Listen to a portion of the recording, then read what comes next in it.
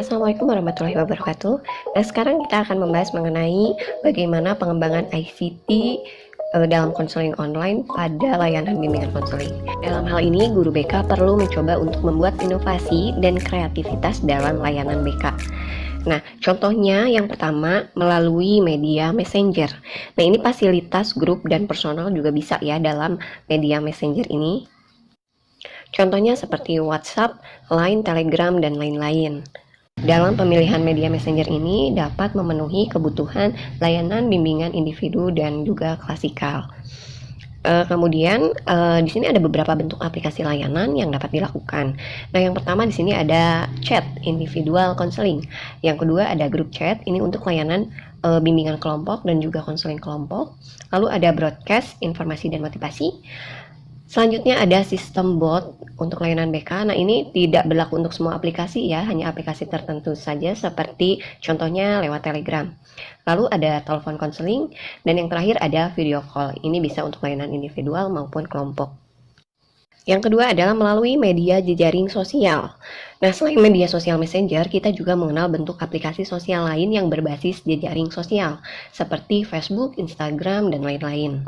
Tujuan penggunaan aplikasi ini adalah untuk memperbanyak jaringan atau pertemanan dengan sesama pengguna media untuk kepentingan yang lebih jauh, seperti pekerjaan, pembinaan hubungan, dan penyediaan konten informatif. Bentuk aplikasi penggunaannya, yang pertama pengembangan panduan layanan, lalu sarana layanan informasi dalam bentuk digital. Selanjutnya ada layanan orientasi sekolah dan studi lanjut dalam program perencanaan individu dan peminatan. Lalu ada layanan konseling baik individu maupun kelompok. Ada pengembangan jaringan kolaborasi dan komunikasi sejawat atau profesional lain dalam mendukung program strategi dukungan sistem. Lalu ada diseminasi atau membagi hasil riset terbaru untuk pengembangan diri, dan kita juga bisa sharing atau berbagi bentuk pengalaman praktik layanan konseling dalam upaya pengembangan diri. Selanjutnya ada layanan media berbagi atau sharing media.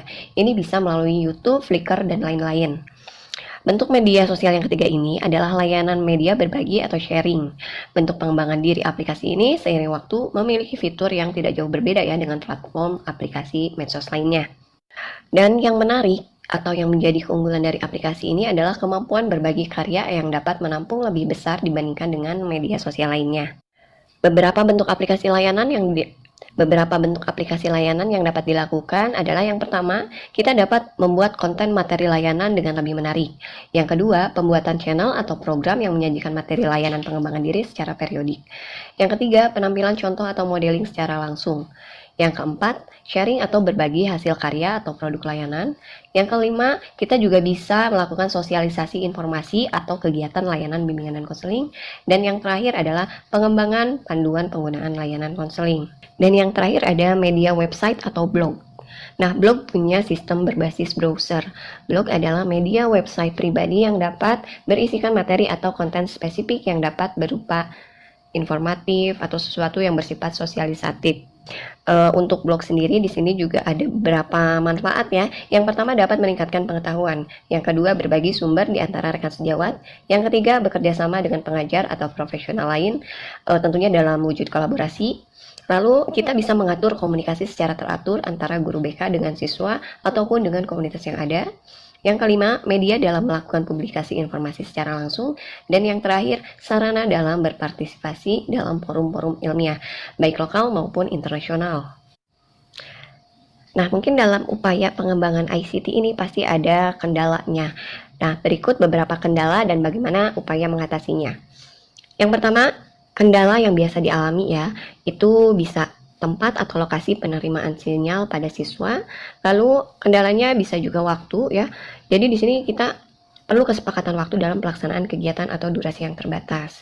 Dan upaya untuk mengatasinya adalah melakukan prakondisi layanan baik itu secara online maupun offline. Nah, pengkondisian ini bertujuan untuk memperoleh kesepakatan yang lebih baik terkait keterbatasan waktu yang ada dan gangguan atau kendala jaringan dalam melakukan akses ke dalam Messenger yang digunakan sebagai media komunikasi dalam layanan.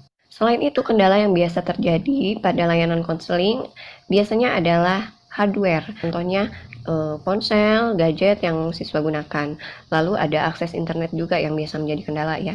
Nah, cara mengatasinya, kita menggunakan media yang dimiliki oleh semua siswa. Bisa itu misalnya melalui chat WA ya, karena setiap orang pasti sekarang mempunyai aplikasi WA atau WhatsApp. Lalu untuk akses internet bisa juga menggunakan WiFi gratis yang bisa diakses di tempat-tempat tertentu ya. Nah, selanjutnya kendala yang biasa terjadi itu komunikasi dan kecepatan respon siswa yang tidak bisa kita kontrol. Nah, cara mengatasinya adalah dengan cara mengatur waktu.